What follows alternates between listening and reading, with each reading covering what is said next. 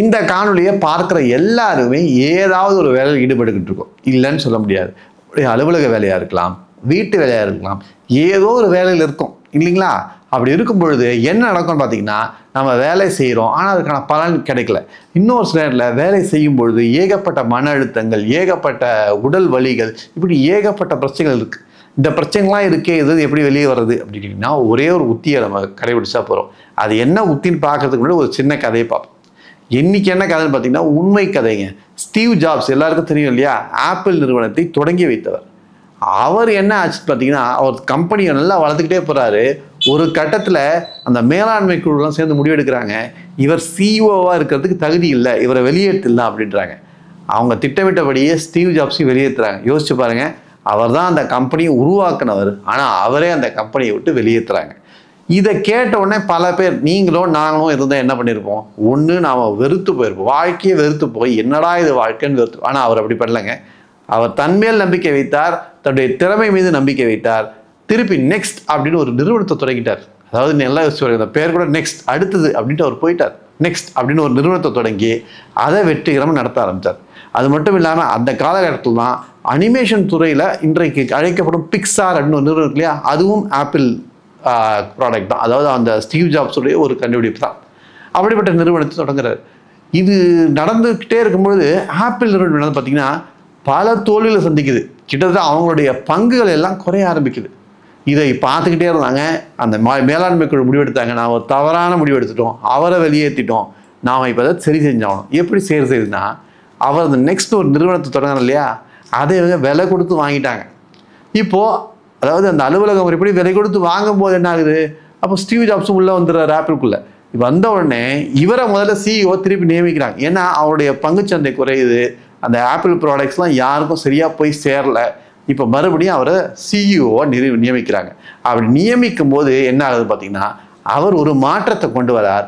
அந்த மாற்றம் அந்த நிறுவனத்துடைய தலையெழுத்தையே மாற்றி அமைக்குதுன்னு தான் சொல்லணும்.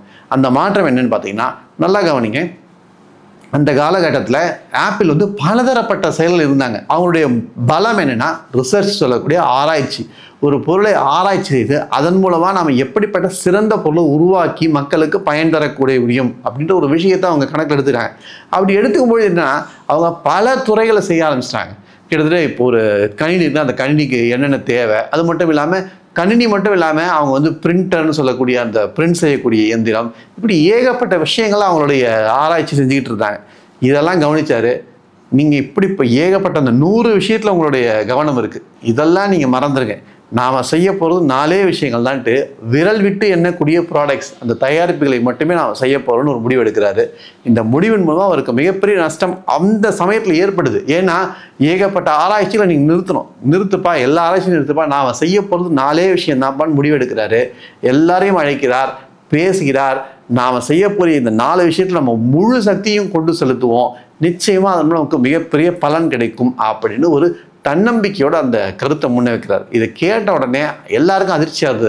ஏன்னா எல்லாரும் செலவு பண்ணியிருக்காங்க, எல்லாரும் உழைப்பு செலுத்திருக்காங்க, ஏகப்பட்ட பேரை வேலைக்கு எடுத்தாச்சு, இப்போ எல்லாத்தையும் நம்ம மாற்றி அமைக்கணும். இவர் ஆனால் முடிவாக இருக்கார், நாம் இதை செஞ்சாதான் அடுத்தது நாம் முன்னேற முடியும்ட்டு. அதன்படி என்ன நடக்குதுன்னா, ஒரு குறிப்பிட்ட பொருட்களை மட்டும் தயாரிக்கலாம்னு முடிவு எடுக்கிறாங்க, மற்ற எல்லாத்தையும் நிறுத்தி வைக்கிறாங்க. அதாவது எல்லாத்தையும் நிறுத்தி வச்சுட்டு ஒரு 4 தயாரிப்புகள் எடுக்கிறாங்க.